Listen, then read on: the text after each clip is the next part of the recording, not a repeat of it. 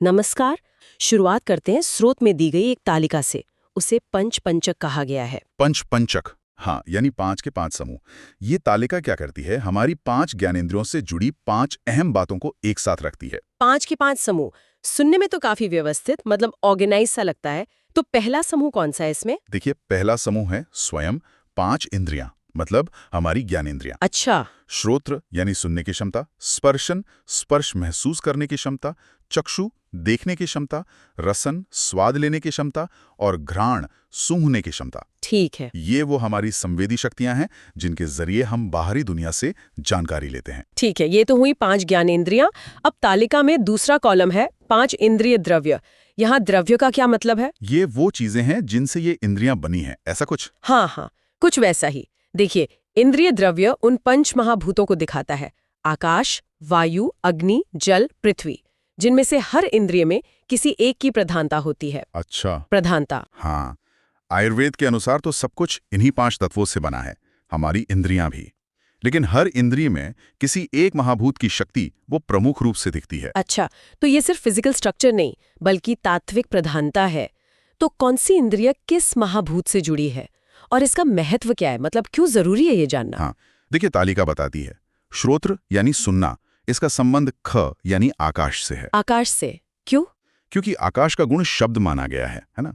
स्पर्शन यानी स्पर्श, इसका वायु से, क्योंकि वायु का गुण स्पर्श है। चक्षु यानी दृष्टि, इसका अग्नि से, क्योंकि रूप, आकार, रंग ये सब अग्नि या तेज से संबंधित हैं। अच्छा। रसन स्वाद, इसका जल से, क्योंकि स्वाद का अनुभव बिना लार यानी जल तत्व के संभव नहीं। और घ्राण गंध, इसका पृथ्वी से, क्योंकि गंध पृथ्वी तत्व का गुण माना गया है। अब इसका महत्व ये है कि ये इंद्रिय की प्रकृति, उसकी ग्रहण करने की क्षमता इसको तय करता है। अगर किसी व्यक्ति में वो संबंधित महाभूत असंतुलित है तो उसकी उस इंद्रिय की कार्यक्षमता पर भी असर पड़ सकता है। अरे वाह, ये तो बड़ा दिलचस्प है। मतलब इंद्रिय का स्वास्थ्य उसके प्रमुख महाभूत के संतुलन से भी जुड़ा है। अच्छा, अब तीसरा कॉलम है 5 इंद्रिय अधिष्ठान। ये क्या है? अधिष्ठान का मतलब है भौतिक स्थान, मतलब वो अंग जहां इंद्रिय रहती है या काम करती है। ओके, अंग। हाँ, जैसे श्रोत्रेंद्रिय का अधिष्ठान है कान, कर्ण, स्पर्शेंद्रिय का त्वचा, त्वक, चक्षुरेंद्रिय का नेत्र, रसनेंद्रिय का जिह्वा यानी जीभ और घ्राणेंद्रिय का नासा, नाक। अच्छा, ये वो बाहरी उपकरण हैं जिनके माध्यम से वो सूक्ष्म इंद्रिय शक्ति काम करती है। तो इंद्रिय शक्ति सूक्ष्म है और अधिष्ठान उसका स्थूल उपकरण हुआ। ठीक है, स्पष्ट है। अगला है 5 इंद्रियार्थ। अर्थ का मतलब यहाँ विषय या ऑब्जेक्ट है ना? वो चीजें जिन्हें इंद्रियां ग्रहण करती हैं। बिल्कुल, एकदम सही। श्रोत्र का अर्थ यानी विषय है शब्द, स्पर्शन का स्पर्श, चक्षु का रूप, रसन का रस और घ्राण का गंध। ठीक है। यही वो बाहरी उत्तेजनाएं हैं, स्टिमुलाई हैं, जिन्हें हमारी इंद्रियां लगातार ग्रहण करती रहती हैं। और यहीं पर आगे चलकर हम रोग के कारणों को समझेंगे। मतलब इन विषयों के साथ हमारा संपर्क कैसा है। हाँ, कैसे? जैसे क्या हम बहुत ज्यादा तीव्र शब्द मतलब शोर सुन रहे हैं या आंखों पर बहुत ज्यादा दबाव डाल रहे हैं। ये सब इंद्रियार्थ से जुड़ा है। हाँ, ये जुड़ाव तो महत्वपूर्ण लग रहा है। अच्छा, तालिका का आखिरी कॉलम है इंद्रिय बुद्धि। ये क्या दर्शाता है? इंद्रिय बुद्धि उस विशिष्ट ज्ञान या बोध को कहते हैं जो उस इंद्रिय द्वारा अपने विषय को ग्रहण करने पर उत्पन्न होता है। ज्ञान? हाँ, एक तरह का ज्ञान। जैसे शब्द सुनने से श्रोत्र बुद्धि पैदा होती है, स्पर्श महसूस करने से स्पर्शन बुद्धि, रूप देखने से चक्षु बुद्धि, रस चखने से रसन बुद्धि और गंध सूंघने से घ्राण बुद्धि पैदा होती है।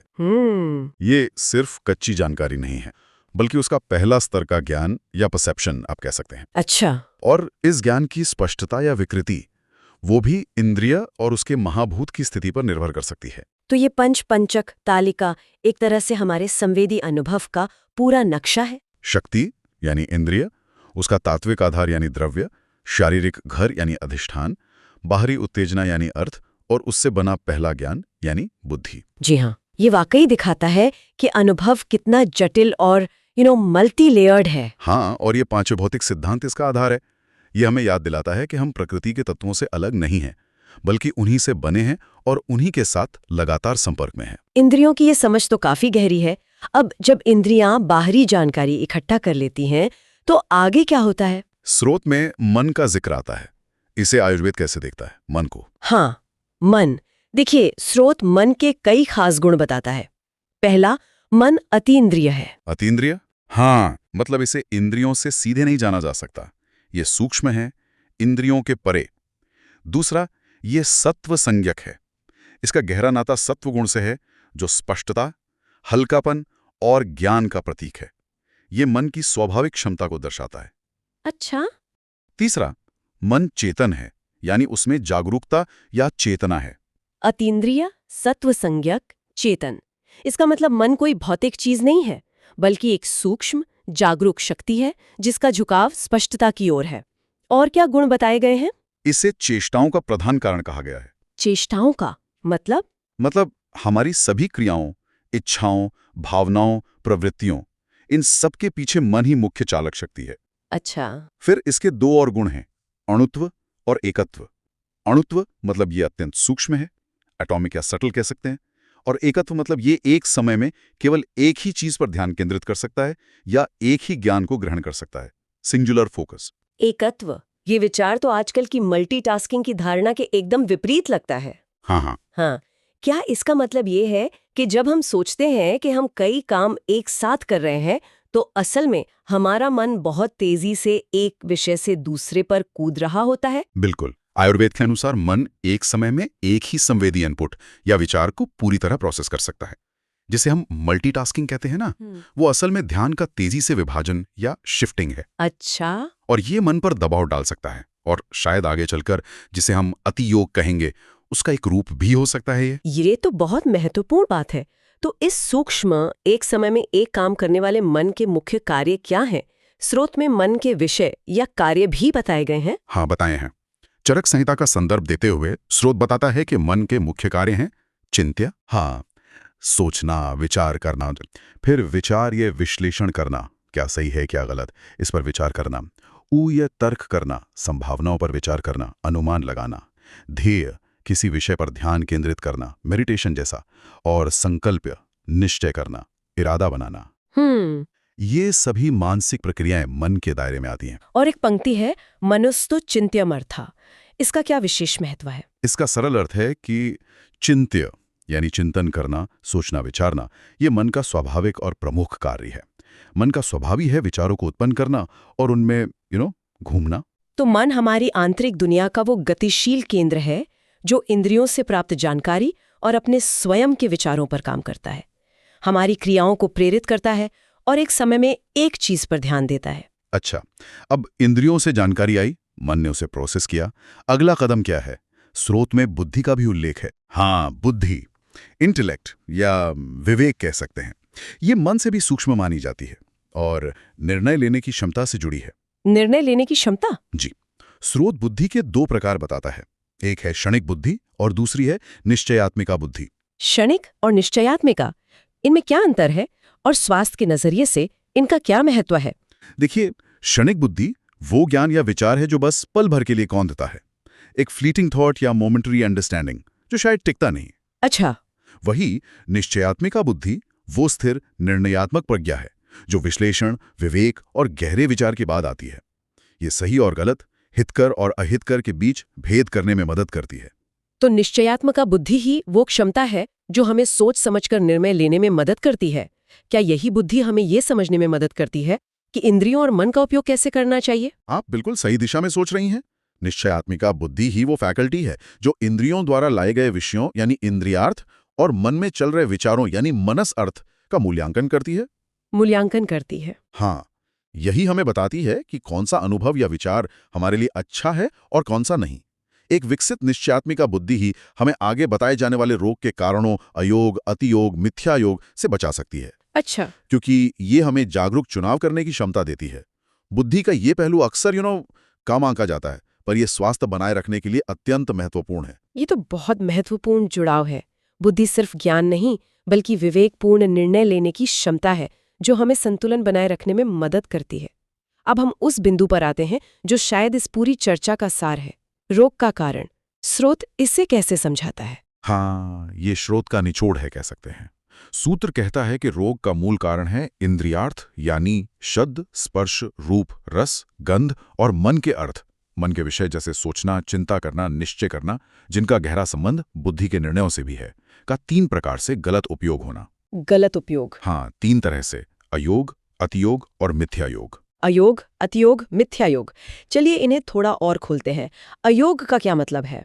अयोग मतलब बिल्कुल प्रयोग न करना या बहुत ही कम प्रयोग करना। बिल्कुल प्रयोग न करना। जैसे जैसे मान लीजिए अपनी सुनने की क्षमता का बिल्कुल उपयोग ना करना, जैसे कोई बिल्कुल अकेला रहता हो, सामाजिक अलगाव या शारीरिक रूप से बिल्कुल निष्क्रिय रहना, ये स्पर्शेंद्रिय और कर्मेंद्रियों का अयोग हुआ। अच्छा। या फिर अपनी सोचने समझने की क्षमता का इस्तेमाल ही ना करना, ये एक तरह का स्टैग्नेशन या ठहराव पैदा करता है। ठीक है। और अतियोग? ये तो आजकल काफी आम लगता है। अतियोग मतलब अत्यधिक प्रयोग, जरूरत से ज्यादा। हाँ, जैसे लगातार तेज संगीत या शोर में रहना, ये श्रोतेंद्रिय के विषय शब्द का अतियोग हुआ। हर समय स्क्रीन पर देखते रहना, ये चक्षुरेंद्रिय के विषय रूप का अतियोग है। ये तो बहुत होता है। हाँ, जरूरत से ज्यादा खाना या बहुत ज्यादा तीव्र स्वाद लेना, ये रसनेंद्रिय के विषय रस का अतियोग। या फिर लगातार चिंता करना, तनाव में रहना, अत्यधिक सोचना, ये मन के अर्थ चिंत्य या विचार्य का अतियोग है। आजकल की जीवन शैली में अतियोग बहुत आसानी से हो जाता है। हाँ, ये बहुत प्रासंगिक है। अब तीसरा है मिथ्या योग। इसका क्या अर्थ है? मिथ्या योग मतलब गलत या विकृत तरीके से प्रयोग करना, इम्प्रॉपर यूज। गलत तरीके से। उदाहरण? जैसे बहुत कम रोशनी में पढ़ना या चलती गाड़ी में पढ़ने की कोशिश करना, ये चक्षुरेंद्रिय के विषय रूप का मिथ्या योग हुआ। अच्छा। हानिकारक या बासी भोजन करना, रसनेंद्रिय के विषय रस का मिथ्या योग। अप्रिय या कठोर बातें सुनना या कहना, श्रोतेंद्रिय के विषय शब्द का मिथ्या योग। या फिर नकारात्मक, भ्रमित या द्वेषपूर्ण विचारों में उलझे रहना, ये मन के अर्थों का मिथ्या योग है। इसमें वो सब शामिल है जो स्वाभाविक या हितकर नहीं है। तो चाहे हम अपनी इंद्रियों और मन की क्षमताओं का जरूरत से कम इस्तेमाल करें, अयोग, जरूरत से ज्यादा करें, अतियोग, या गलत तरीके से करें, मिथ्या योग, ये तीनों ही स्थितियां शरीर और मन में असंतुलन पैदा करके रोगों को जन्म देती हैं। एकदम सही। आयुर्वेद का ये सिद्धांत बहुत ही क्रांतिकारी है। ये कहता है कि स्वास्थ्य सिर्फ बाहरी कीटाणुओं या अंदरूनी अंगों की खराबी पर ही निर्भर नहीं करता। अच्छा। बल्कि इस पर भी निर्भर करता है कि हम अपनी संवेदी और मानसिक क्षमताओं का अपने वातावरण और अपने आंतरिक जगत के साथ कैसे तालमेल बिठाते हैं। ये बाहरी उत्तेजनाओं, इंद्रियार्थ और हमारी आंतरिक प्रतिक्रियाओं और विचारों, मनस बुद्धि अर्थ, दोनों के संतुलित और उचित उपयोग पर जोर देता है। ये स्वास्थ्य और रोग की एक बहुत ही होलिस्टिक तस्वीर पेश करता है। ये हमें बताता है कि हमारी आदतें, हमारी पसंद नापसंद, हमारे सोचने का तरीका, ये सब हमारे स्वास्थ्य पर सीधा असर डालता है। निश्चित रूप से ये हमें अपने दैनिक जीवन के छोटे छोटे चुनावों के प्रति ज्यादा जागरूक होने के लिए प्रेरित करता है। हम क्या देखते हैं, क्या सुनते हैं, क्या खाते हैं, क्या सोचते हैं और कितनी मात्रा में, ये सब मायने रखता है। तो आज की इस गहरी चर्चा से अगर हम मुख्य बातें निकालें तो वो क्या होंगे? हाँ, देखिए, हमने समझा कि आयुर्वेद कैसे पंचक के फ्रेमवर्क से हमारी 5 इंद्रियों को देखता है, उनके भौतिक स्थान यानी अधिष्ठान, उनके तात्विक आधार यानी द्रव्य, उनके विषय यानी अर्थ, और उनसे उत्पन्न होने वाला ज्ञान यानी इंद्रिय बुद्धि। हाँ।